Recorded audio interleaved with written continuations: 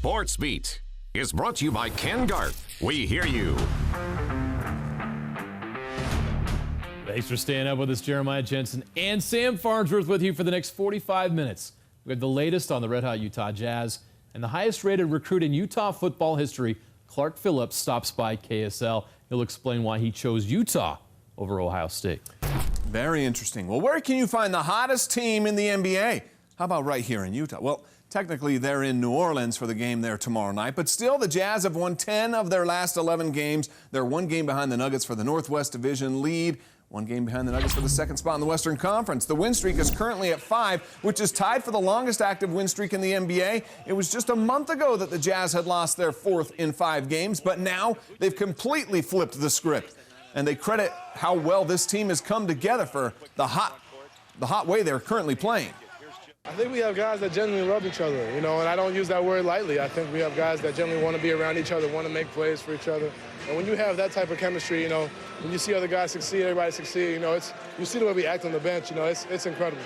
This is a group that enjoys, when someone else steps up, and that's unique. Nobody's thinking about, their game and their line. They're thinking about, our game. Well, for the 11th time in his 35th game this season, Donovan Mitchell eclipsed the 30-point mark in a game with 32 in the win against Magic. He didn't reach his 11th 30-point game last season until game 56. His season average is up 25.1 points per game this year, which is 10th in the NBA. Last night, he scored 10 in the 4th quarter to help the Jazz pull away. There's no doubt he wants the ball in his hands when the game is on the line. I think, just having confidence in it. My first 2 years, I think, I was always trying to get to the rim, and then when I couldn't, I try and shoot it over him. Now just taking what the defense gives me, making it easier on myself, and also finding guys in the paint. I'm trying to do a better job of that as well. Well, did anyone else feel the need for the Jazz to check George Niang's temperature last night? I mean, he was absolutely red hot off the bench. Drilled 5 3-pointers, 4 of those coming in the last 14 minutes of the game. He even had a stretch where he scored 9 straight Jazz points. His 15 points led the Jazz bench, which contributed 41 total. The bench unit, it really feels right now. We really feel like we're clicking and really gelling and playing with a ton of energy and flying around out there, and it feels good. You can't really describe the feeling, but when you're out there, we know we're all connected and on the same page, and it shows now. So it really feels good. You got to give a lot of credit to Emmanuel. Continuing to grow and be the amazing player he is. Also Jordan to come in, and he's uplifted us, and obviously Tony coming in and doing his thing. It feels great out there. A lot of love right now. Coming up next, a look back at a busy weekend of local college hoops. And a future Utah football star visited the KSL studios. First of all, I wouldn't be here without God. My faith in God is what's gotten me this far. Clark Phillips is the highest-rated recruit ever to sign with Utah football. Why he signed with the Utes over Ohio State and what he wants to accomplish as a Ute. George, 3, bang, big shot. That's a big answer off that shot block by Bamba. Yeah, and the winning continues for the Jazz, 5 straight. We look back at the last 3 in the latest Jazz Rewind.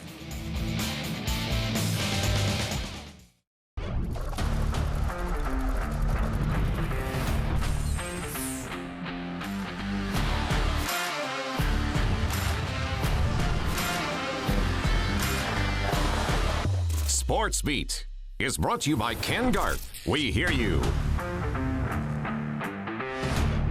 Yeah, welcome back to SportsBeat. Utah football coach Kyle Whittingham described this past season as, quote, very disappointing ending to a very good season. They did finish with 11 wins for just the 3rd time in program history, and they should finish in the national rankings for just the 11th time in school history. There were high hopes for this team. Several players with NFL aspirations put those dreams on hold to come back for unfinished business. They wanted a Pac-12 title. They wanted a shot at the college football playoffs, or at least a trip to their first ever Rose Bowl. Instead, the season ended with losses to Oregon in the conference championship and unranked Texas in the Alamo Bowl. Even with Bradley and Tyler Huntley and Zach Moss, just to name a few, not returning next year, they say that the guys that are coming back, they know what it takes to reach the top. Those guys know the blueprint, from the years and the work that we've put in over the years.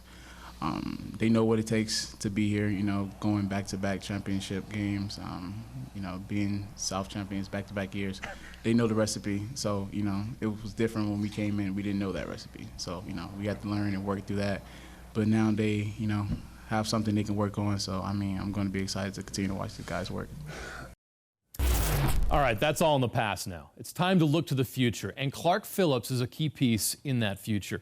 The one-time Ohio State commit changed his mind and signed with the Utes. He's the highest-rated recruit ever signed by Utah football. The defensive back is already here, ready to get his college football career started. I sat down with him today to get to know him better and learn why Utah was the right place for him. I'm Clark Phillips. I love my family. Play football, of course. I think I'm pretty good, and I really love to spend time with my family, my immediate family at home. Love my Utah family. Go Utes, baby! But I'm involved heavily in the ministry. Provide a lot of services and a lot of extra help to the community with my church, Unity Missionary Baptist Church, which my dad's the pastor of. You're coming to a market where people can understand the importance of spirituality. What impact has that had on your life? First of all, I wouldn't be here without God. My faith in God is what's gotten me this far. Having faith in myself, of course, and God is keeping me on the track to hopefully success in the future. As you're playing the cornerback position, who do you look up to? Who do you model your game after? Yeah, I study a lot of guys, but really model my game after Patrick Peterson, I'd say.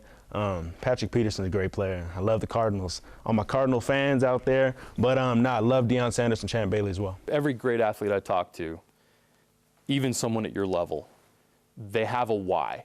There's something that's driving and motivating them to become great.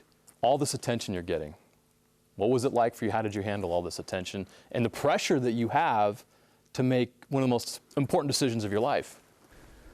The attention, I think that comes with a lot of people's processes, and for me it came really early for me, and my sophomore year is when I started being recruited. But for me, I really, like I told the guys, I really just wanted to find the best place for me, and it's never been about publicity or fame or anything like that. It's really just been about deciding, where I wanted to spend the next 4 years, potentially 3 years, which is the goal to graduate in 2.5 years, kind of like Jalen Johnson, great Ute, going to the NFL this year. So for me, it's just been about just trying to find the best place for me, and found a home in Utah. You're committed to Ohio State. You've signed with Utah. Yeah. What changed? Honestly, I can speak for a long time about the things throughout the process that I was looking for, the things that changed. But it was about a 2-week span that I had a change in heart, and the family, with a lot of conversations, a lot of prayer, definitely led me and allowed me to have the discernment to choose Utah over Ohio State. Was there a moment in time where that became clear to you? About a couple of days before signing day, I was talking to Coach Whittingham, and a couple of things happened with the other university I was committed to that kind of allowed me to see that door open for Utah, and really just made me feel really, really comfortable with the staff, and realize that, the guys that are at Utah and the staff and everything that's in place feel really, really comfortable with the stability, the players, and then the opportunity that's at hand. What is it about Utah that stands out to you? There's a lot of places in the country you could have gone. You chose to come here to Salt Lake City. Like I said, the coaches, they're super stable. The stability is definitely appealing for the family, of course. For me, I love the players, I love the guys, and then they're super really genuine dudes. They're really, really good guys, I think, and even away from the ball piece, I feel like those are guys that I want to spend 3 to 4 years with. Parents are with you here today. How important has their support been for you? Super important.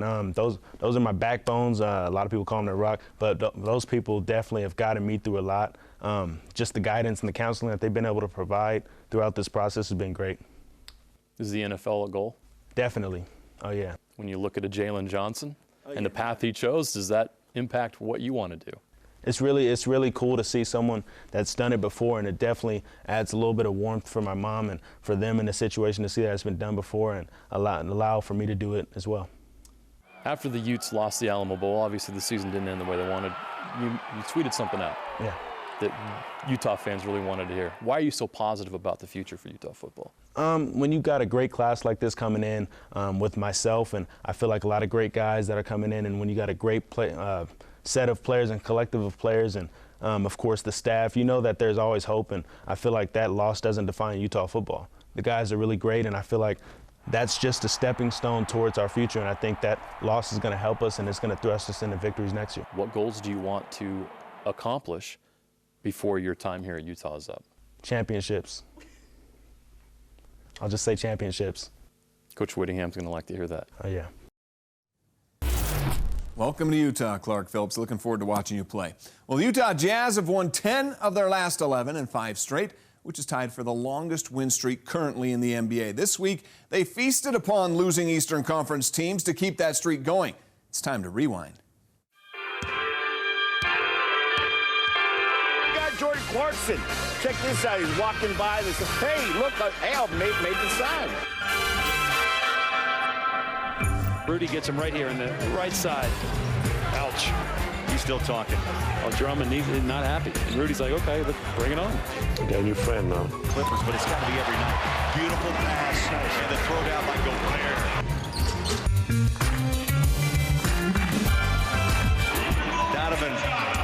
Donovan's lacing him up. Just a 35-point half. Oh, Donovan lights it up. Down the lane.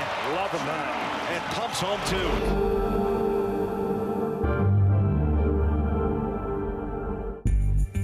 Oh, Rudy filled the paint and popped the rim for 2 more. Drummond wants that ball. He's got it. Joe Ingles knocked him over. Yeah, offensive foul. And we get a steal. Bounce it inside the layup. Royce O'Neal. And man, again, defense fuels as you go offense. Man, he's been everything we thought he was going to be these past 3 games. You know, he's a guy that's go out there, you know what you're going to get. You know, he's going to attack the rim. He's been aggressive. Clarkson for 3. Got it. He's learning all this on the fly and still playing well, so that's tough to do. And he's making the most of it. I think we're all glad to have him for sure, and he's going to continue to do more as he becomes more comfortable within the offense.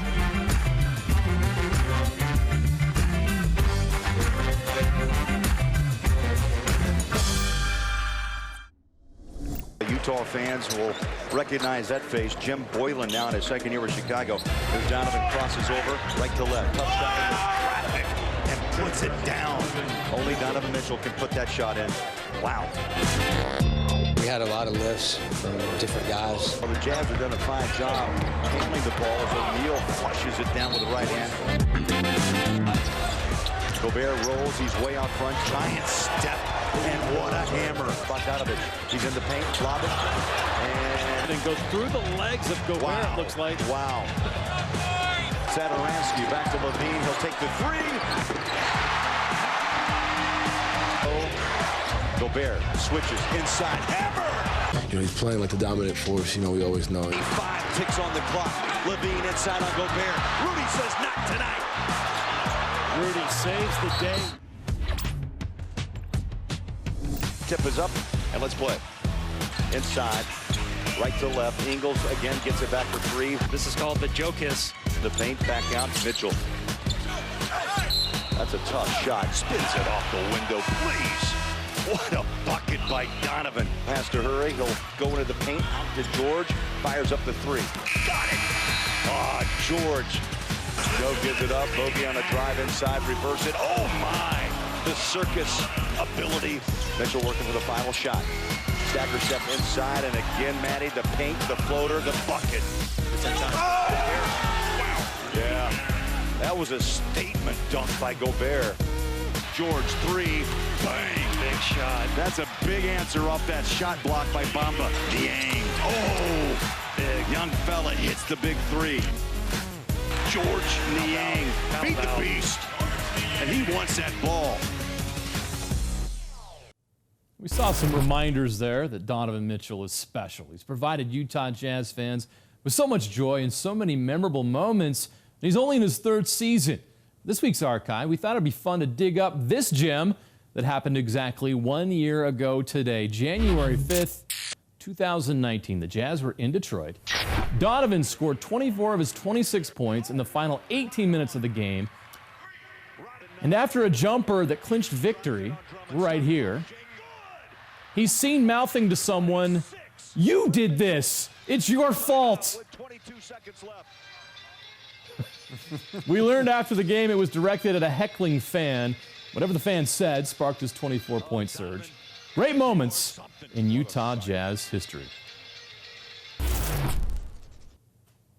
It's possible that the Jordan Clarkson-DANTE EXUM trade was a win-win for all involved. The Jazz get the bench scoring they so desperately needed, while DANTE gets minutes in Cleveland that he desperately needs to save his NBA career.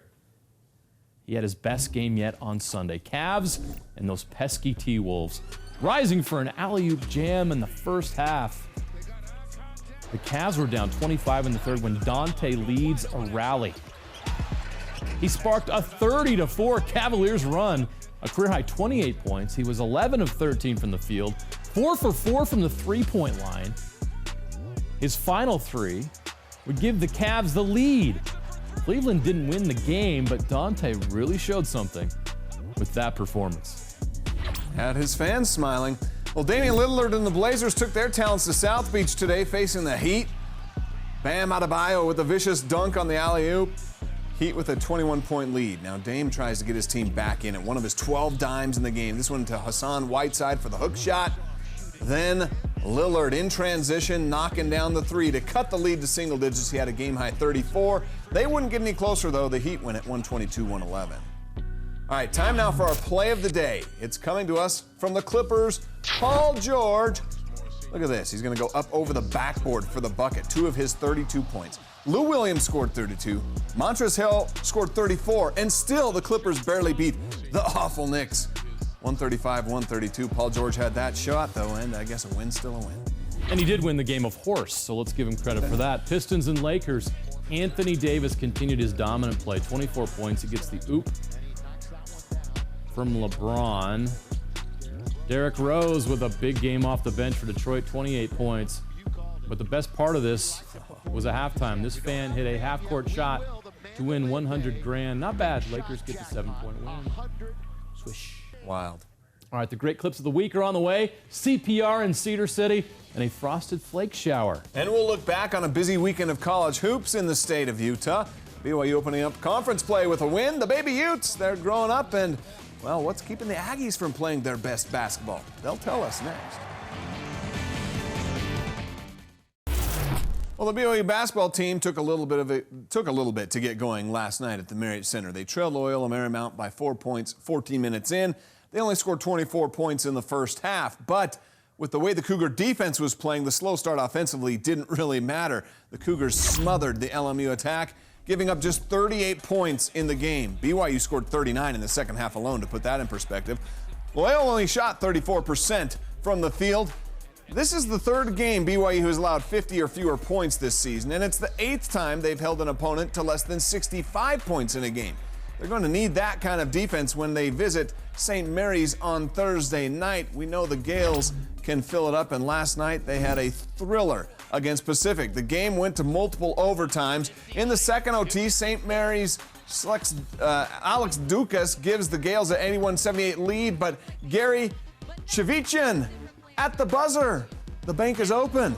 So we go to 3 overtimes. St. Mary's with a shot to win it, but it's blocked at the buzzer. So we go to 4 OTs. Jaleel Tripp had made just 1 3-pointer all season. There's number 2 on the bank shot in the 4th OT. He scored 39 points. Pacific wins 107-99. They improved to 14-4. St. Mary's now 14-3. Guess what? We've got an archive twofer today. We're diving back into the archive to go 9 years ago today. Jimmer went nuts in Vegas against UNLV. 7 3-pointers for a 39-point outing. He also had 6 boards and 5 assists in the Cougars win. But this is also one of the games that created the term Jimmer range in basketball. Drilled that 3 from the V at the midcourt logo. Nuts. All right, now moving on to the Utes. The Baby Utes are growing up. They opened up Pac-12 play Thursday against Oregon State with a hard-fought win at the Huntsman Center. Then followed that up with some fight against the 4th-ranked team in the country. The Utes didn't beat the Pac-12 favorite Oregon Ducks, but they gave them all they wanted and had a late lead. Eventually, Oregon's depth and experience won out, something this Utah team is trying to develop. And this is not a coach sitting up here making excuses or talking about anything, but we are the 2nd youngest team in America. And so a lot of these guys haven't experienced anything like this. And the only way you gain experience is to go through experiences like this. So I give them a lot of credit. This is a process, and you're not going to win a season. You're not going to, get any accolades off of winning 1 game. And as long as our guys understand that we need to learn from it and build on it, it takes a little time to get smart. As you know, you go to college to get smart. Well, you got to go through that process. Utah State's Neemias Queta had only been on the court for the Aggies less than 4 games this season. He missed the beginning of the season due to a knee injury and then re-aggravated that injury in a game against Florida before the holidays. He was a game-time decision last night against 13th-ranked San Diego State. And Coach Smith not only decided to put Queta back on the floor, but he also played a season-high 30 minutes in the game. The Aggies lost the game, but hopefully Queta is on his way back after recording 15 points, 14 boards, and 3 blocks. I feel that it would be a good game for me to be back because I could just learn from all the mistakes I would make in this game and pretty much just learn how to trust my knee again. Neemi's really, really good. Sometimes maybe people forget the kind of impact that guy has on our team. And in basketball, or for a lot of team sports for that matter, we all know when you have high impact players and then they're not playing you're different, and you just got to figure some things out. Well, Queta's healthy return to the lineup is certainly needed by the Aggies, especially after finding out that All-American Sam Merrill has been playing with an injury. He shot poorly against UNLV, scored just 10 points in that loss, and last night he made just 8 of 21 shots in another Aggie loss. But Sam, he won't blame injuries for poor play. Like I said, I don't want to make excuses for anybody, and at this point of the season, it's hard for guys to be at 100%. So, but like I said, I don't want to make excuses. Utah women's team in action today against number 2 Oregon. Lola Pendande scored 12 points to lead the Utes. She was the only Utah player in double figures. Minion Moore and Sabrina Ionescu, who's the best player in the country, had 17 each to lead the Ducks. Oregon rolls in this one 88-51. Oregon State was on the road facing Colorado. Colorado dominated most of the way. They led by 11 at the under-8 timeout, but the Beavers came chomping back. Zach Rakel cuts it to 8 from the corner with the 3-ball. Ethan Thompson led the Beavers with 24, cuts the lead down to 6. Trace Tinkle took over there. 3-ball, cuts the lead to 1, and then the go-ahead bucket there in the lane. Tinkle with a dozen. Former BYU Cougar Peyton Dastrup pumped up. No one there to give him the high five, though. Left hanging. Utes face Colorado next Sunday. Happened to him at BYU, too. A Frosted Flakes bath, buzzer beaters, magic tricks, and why is Robin Lopez so mad at an NBA rookie? It's all going to make sense coming up next. Great clips of the week. We begin in Cedar City. Southern Utah beat Montana State Saturday thanks to another big game from Mason Fawcett. The Westlake High grad had 13 points, 10 rebounds, 4 blocks. So exhausted he needed a teammate to give him CPR. T-Birds 9-5, 2-1, a Big Sky play. Gatorade baths, they're so 2019. This is a new decade. In 2020, move on. Hey, you got to douse your head coach with food, right? French fries in the Potato Bowl, and in the Tony the Tiger Sun Bowl, of course, Herm Edwards gets 5 gallons of Frosted Flakes dumped on his head. Where's the milk? I agree. Jarrett Culver's a talented rookie for the Minnesota Timberwolves. He can make plays like that. Robin Lopez is a 12-year NBA veteran. He'd prefer 20-year-olds act like they've been there before. Clearly, these two disagree on that topic. Dang, that was a good dunk. Well, when you're on the other side of a poster, too. Yeah. Another great dunk here. The Knicks stink, but Mitchell Robinson's entertaining, and he can do that. That's a nice talent. He can almost bit the rim. Why not? A lot of bowl games. This may be the best catch we've seen so far. Tyler Johnson with a one-hander. Minnesota caps off a memorable season with the win over Auburn at the Outback Bowl and that touchdown catch. My goodness. All right, it seems John Morant makes our great clips each week. We don't apologize for that here at KSL, especially when he's doing things like that. Oh, dirty. It's not fair. In fact, you know what? I'm offended. It's kind of mean. Not really. Buzzer beaters are the best, right? But this one is just ridiculous. I don't know what happened. This is a high school game here. Kind of the double clutch, just chuck it up. The degree of difficulty on that is insane. All right, the Syracuse women's basketball team pulls off a stunner. 0.8 seconds left on the clock. Plenty of time for Emily Engstler. The Orange upset 8th-ranked Florida State. I didn't know kids in high school could jump this high, but oh my goodness. There's a poster dunk. Let's get it made up now. Put it on the wall. Put it in the rafters of that high school gym. No one was hurt in the making of that great clip. The putback dunk of the week, Pat Connaughton of the Milwaukee Bucks. The reaction from the Milwaukee bench says it all. And finally, This happened within the hour. The fan at the Los Angeles Lakers game with $100,000 on the line. Money. Open the bank account. Mom, I'm coming home late tonight. I've got a check to cash. That is clutch. Wow. Hey, don't spend it all in one place.